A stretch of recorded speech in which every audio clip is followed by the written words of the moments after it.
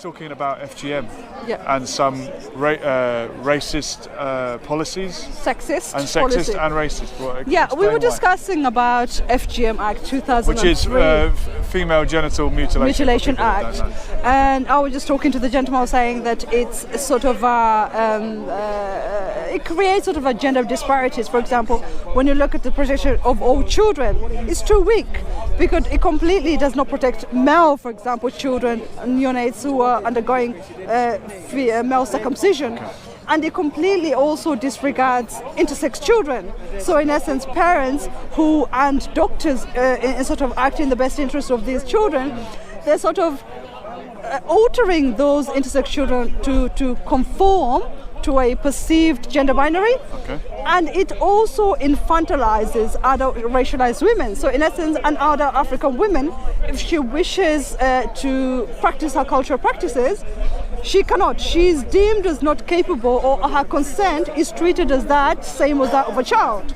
Okay. But a Caucasian woman can exercise that inherent right, who are doing actually in their thousands, having labiaplasty, clitoral reduction, all these unnecessary genital alteration on their genitalia, because they're exercising that right. I find that hypocritical, I find it sexist, I find it racist. Okay.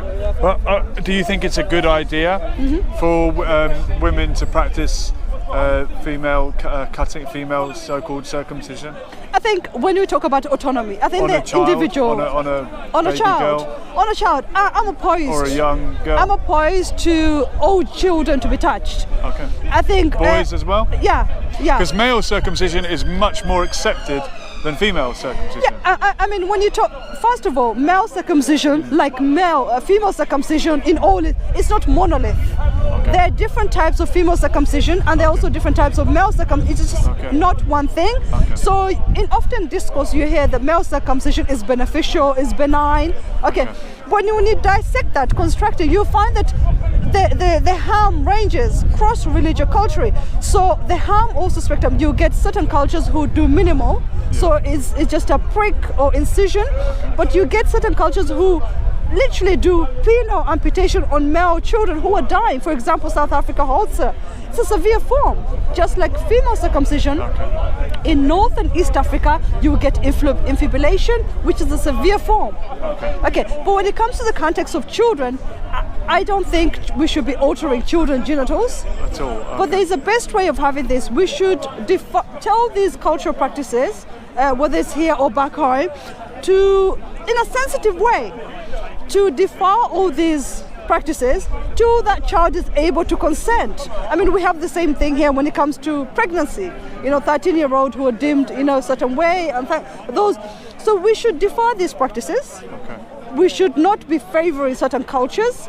We should not be favoring certain parental consent, because that highlights our hypocrisy, our gendered bias, and cultural biases.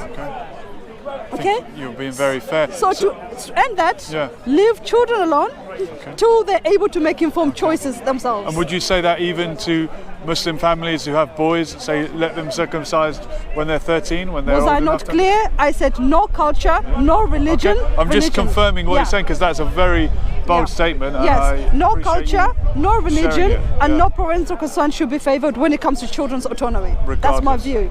What is the age of consent you're thinking about? But At what what age we you have to have decide? at the moment, for example, in contraception and things like that, we have Gillick competence tests, and we also have the Fraser guidelines. In the United Kingdom, a 13-year-old, for example, who's deemed Gillick competent could seek treatment and advice. So we need to have something similar when it comes to autonomy of children. Let those children, for example, adolescents, make that decision themselves. It isn't up to me or you to make decisions for those children. Well said. I appreciate you sharing your thoughts. Excluding any medical we'll do it again. reasons. Thank you very much. Unless the child, obviously, unless there's a medical situation, when the child, for example, let me be clear, if a child has a defect, for example, a heart defect and things like that, or a medical emergency, obviously we have to exercise the best interest of that.